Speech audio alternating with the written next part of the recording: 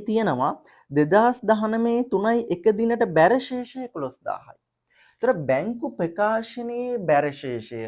එතකොට බැංකු ප්‍රකාශනයේ බැර ශේෂය කියලා කියන්නේ ළමයි බැංකු ගිණුමේ නම් හර ශේෂයක් කියන එක. මොකද ව්‍යාපාරය හදන්නේ බැංකු ගිණුම.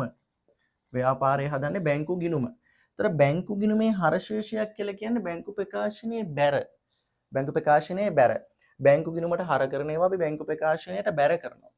බැංකු ගිණුමට බැර කරන ඒවා අපි බැංකු ප්‍රකාශනයට හර කරනවා. හර කරනවා.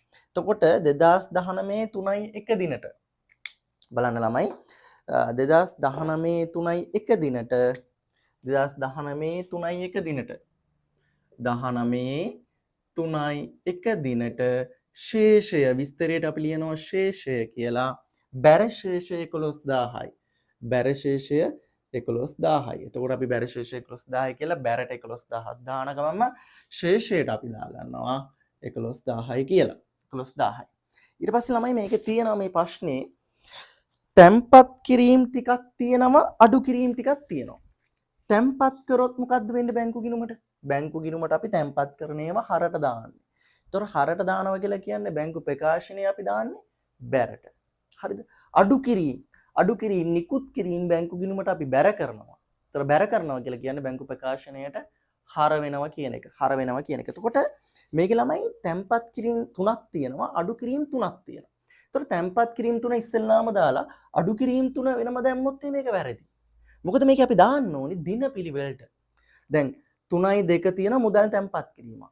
ඊට පස්සේ 3යි 5ක් තියෙනවා තැම්පත් කිරීමක්. හැබැයි 3යි 2 තැම්පත් කිරීමට පස්සේ දින පිළිවෙලට බැලුවොත් 3යි 4 අඩු කිරීමක් තියෙනවා. ඒතොර තැම්පත් කිරීම 3යි 2 කරලා ආය 3යි 5 අපි තැම්පත් කරොත් ඒක වැරදි මේකට දානකොට දාන්න ඕනේ අපි දින පිළිවෙලට. ඔන්න බලන්න දාන විදිය. 3යි 2 3යි 2 අපි දාගත්තා දිනය 3යි 2 19 3යි 2 19 3යි 2 තැම්පත් කිරීම අපි ලිව්වා ගත්ත මෙතෙන්ට විස්තරයට මුදල්. එතකොට තැම්පත් කරනකොට බැංකු ගිණුමට හර එහෙනම් බැංකු ප්‍රකාශනයට බැර. බැංකු ප්‍රකාශනයට බැර 20000යි. බැංකු ප්‍රකාශනයට බැර 20000යි. එතකොට ළමයි බැර වුණොත් ශේෂයට එකතු වෙනවා. හර වුණොත් ශේෂයෙන් අඩු වෙනවා. එහෙම තමයි එන්නේ. බැර වුණොත් ශේෂයට එකතු වෙනවා. හර වුණොත් ශේෂයෙන් අඩු වෙනවා.